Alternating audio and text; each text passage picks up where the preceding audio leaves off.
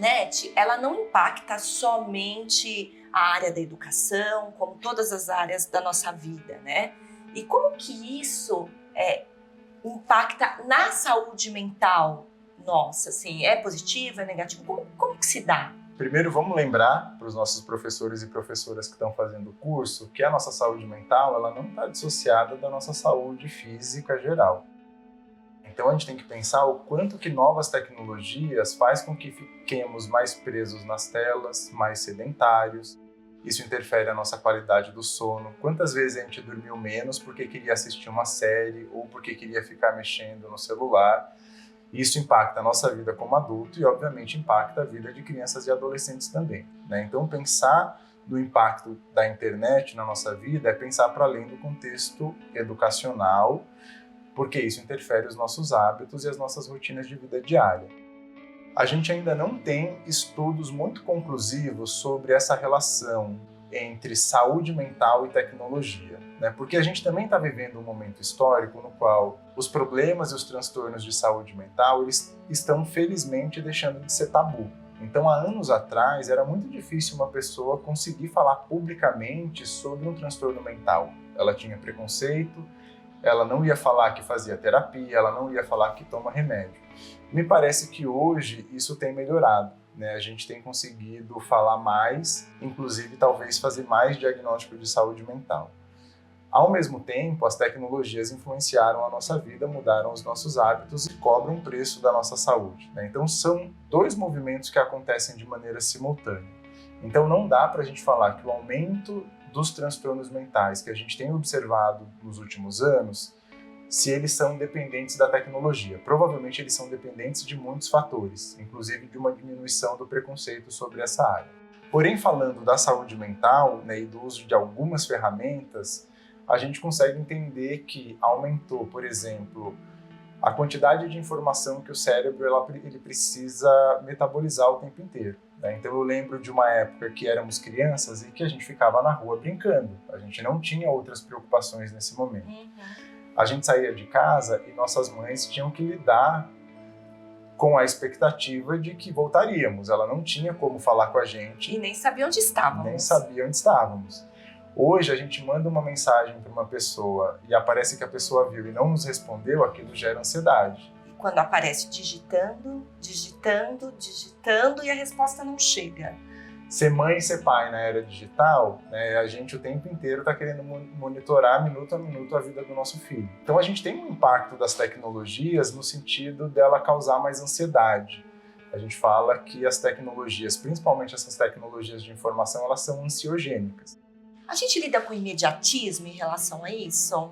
Sim. Isso também afeta essa questão da ansiedade, né? A gente espera que o tempo do outro seja o tempo de atender às nossas necessidades, né? Então, quando alguém não nos responde imediatamente, pode ser que aquela pessoa esteja fazendo algo que é importante para ela e a gente acaba não conseguindo entender, né? Então, esse é um exemplo básico, né, de como que o WhatsApp, por exemplo, que é uma tecnologia que incorporamos no nosso dia a dia na forma de nos comunicar, faz com que a gente fique mais ansiosos. Um outro exemplo que a gente pode considerar é o fato de estarmos o tempo inteiro acessando notícias. Então isso faz com que estejamos numa reunião ou numa sala de aula, se os estudantes estiverem tendo acesso ao celular e a gente está vendo notícia. A gente não consegue mais ficar presente naquela atividade, né? E por isso hoje, inclusive, indicamos para questões, né, de melhoria da qualidade de vida e até algumas questões de saúde mental, práticas como a meditação ou mindfulness. O que é o mindfulness? É a gente conseguir focar a nossa presença no momento, né? E a gente foca na nossa respiração, estamos aqui agora, e a gente consegue dessa forma aproveitar melhor uma experiência. Pode ser uma experiência educacional, assim como pode ser uma experiência de lazer. Hoje, se a gente estiver viajando num lugar turístico e um pôr do sol maravilhoso estiver acontecendo, provavelmente a maioria das pessoas estarão filmando aquele pôr do sol. E assistindo ao pôr do sol pela tela. Pela tela do celular. A mesma coisa um show, né? As pessoas estarão num show, na melhor música do show, as pessoas não estarão curtindo todo o sentimento e as emoções que poderiam estar sentindo porque elas estão preocupadas em fazer um vídeo E não faz muito sentido, porque aí você pega um vídeo de baixa qualidade e vai postar nas suas redes sociais de um show que pode estar sendo transmitido na televisão com uma qualidade muito melhor, né? Então a gente está envolto nessas questões tecnológicas e isso afeta a nossa saúde mental, com certeza.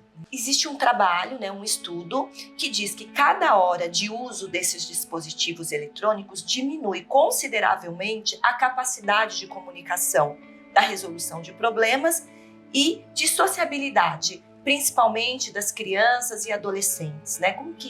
Como acontece isso? Sim. Temos estudos hoje que falam qual que seria o tempo adequado, né, e qual que é a idade adequada para uma criança começar a ter acesso às telas, às tecnologias.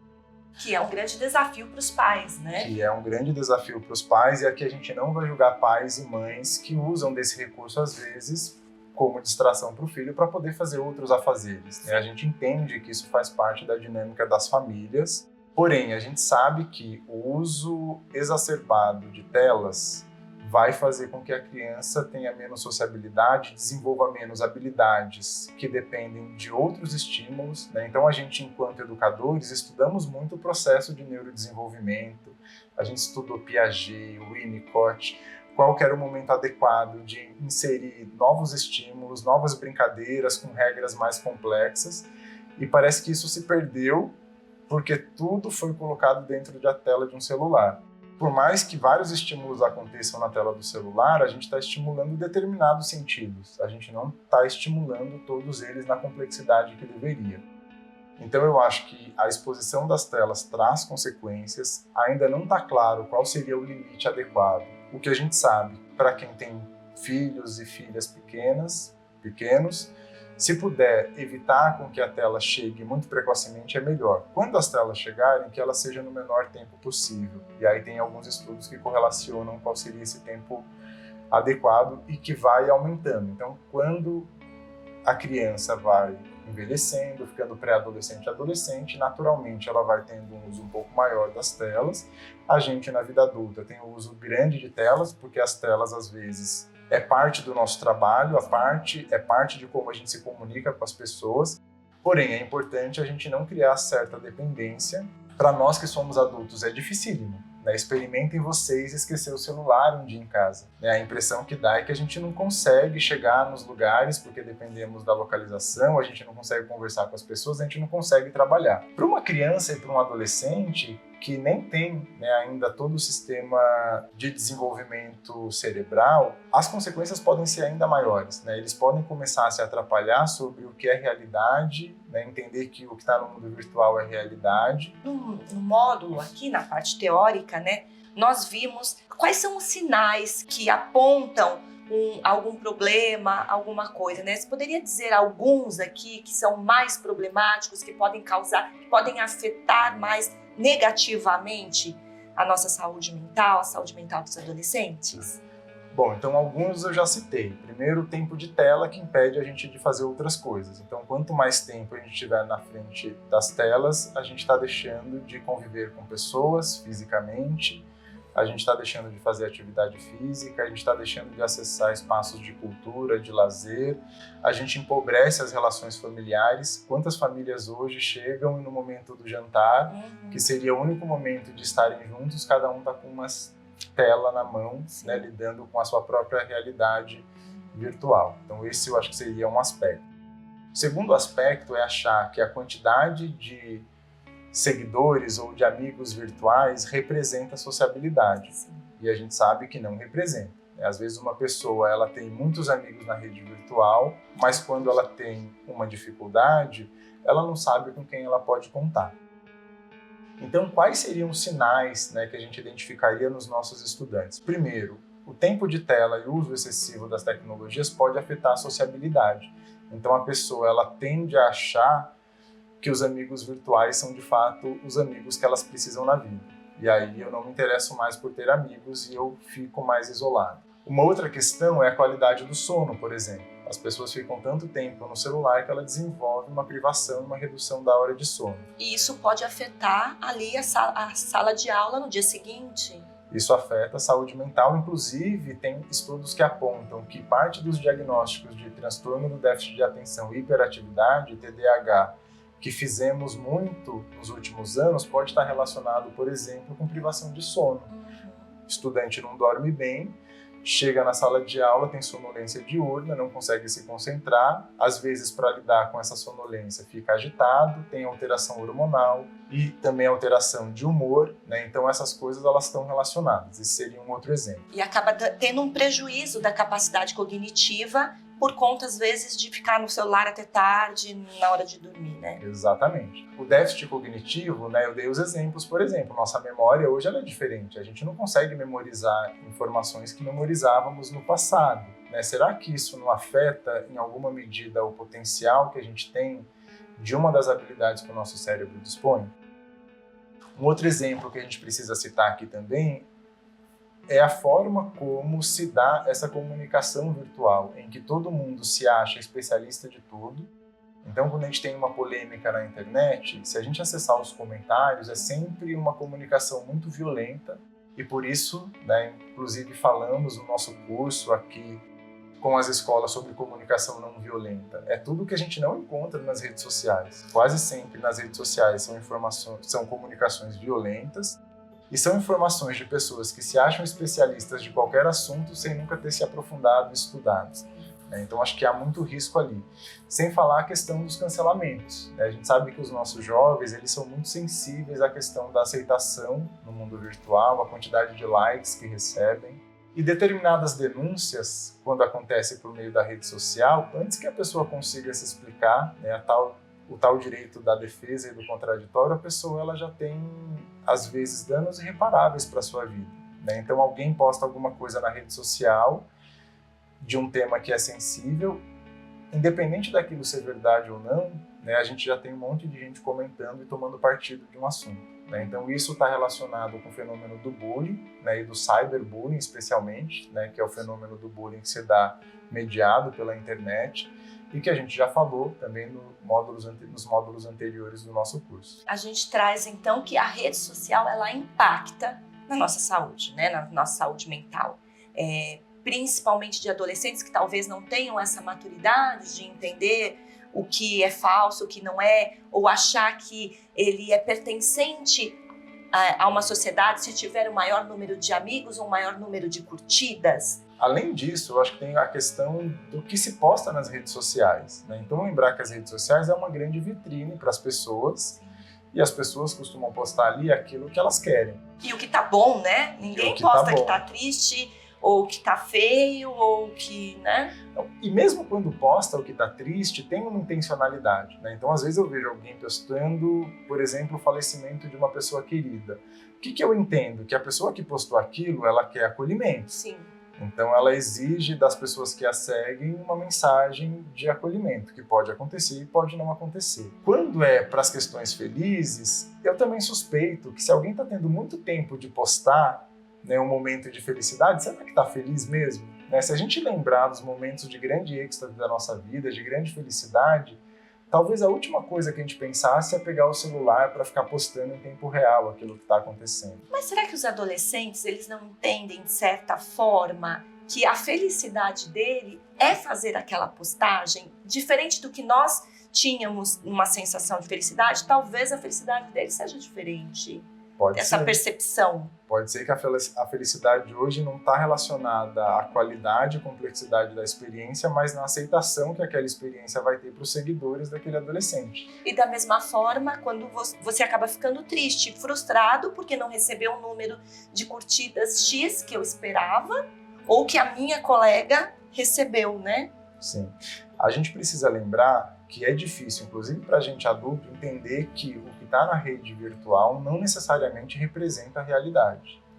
Se a gente tem dificuldade de fazer isso, né, imagine crianças e adolescentes. A tendência é que eles olhem para aquilo e a gente entende a nossa felicidade mediante a comparação com outras pessoas, né? Então, na vida real, a gente sabe que a felicidade não é um contínuo, ela é momentos. E a gente tem momentos de felicidade, mas o dia a dia, ele não é um dia a dia extremamente feliz e de êxtase. Então, eu tô aqui hoje me sentindo mal, com a minha autoestima baixa, tô devendo várias coisas no trabalho, e aí eu entro na rede social, eu só olho pessoas felizes. Sim. aquilo automaticamente pode prejudicar a minha autoestima e fazer com que eu me sinta pior.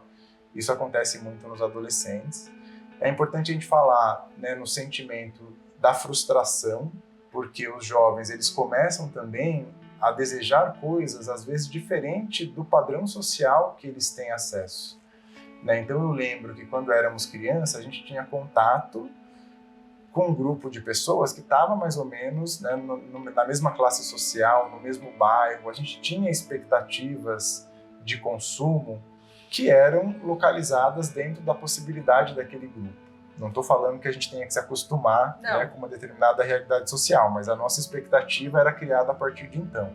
Hoje, quando a gente olha a rede social, as expectativas elas estão superestimadas, porque eu quero ter acesso ao telefone mais moderno, à viagem internacional, a determinados produtos que são caros. Lembrar que o produto nas redes sociais somos nós. Né? Então, o tempo inteiro ali está se criando padrões de consumo. Para a gente é difícil entender que não teremos acesso a determinadas coisas, ou para termos acesso a isso demoraremos muito tempo. Para um adolescente que tem um certo imediatismo, aquilo gera uma frustração, porque ele quer ter o último telefone, ele quer ter determinados bens de consumo. Isso afeta a autoestima, afeta a saúde mental, gera tristeza, né? E a gente tem que falar disso na saúde mental. Quando você comenta, né, quando éramos crianças, adolescentes, eu me lembro quando eu era menina, no meu bairro, eu tinha lá 10, 12 amigos e uma vizinha minha foi à Disney e veio da Disney com um albinho de foto de 12 poses, que eu quase não enxergava o Mickey ali. O único contato que eu tive com a Disney até, sei lá, que idade. Então eu não cheguei a ficar triste porque ela tinha ido e eu não.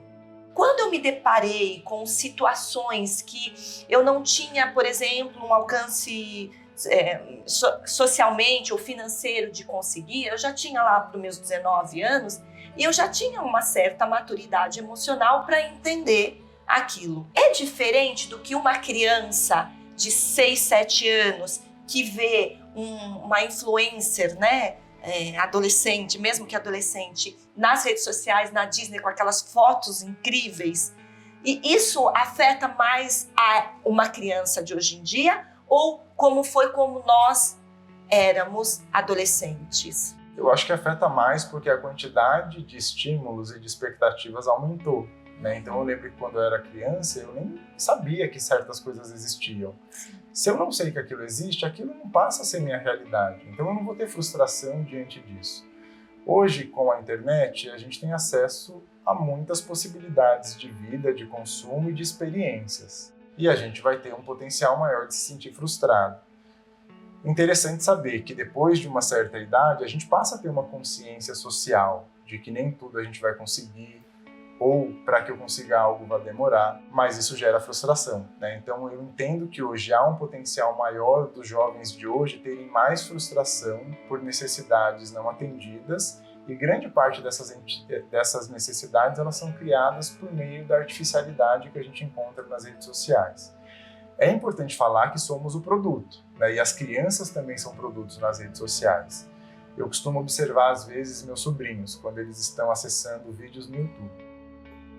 Em vários momentos são propagandas de brinquedos, de alguma atividade que é para crianças e que aquilo gera uma expectativa. Né? Então, quantos e quantos brinquedos ou passeios eu tive que fazer com meu sobrinho porque ele teve contato com aquilo na rede social.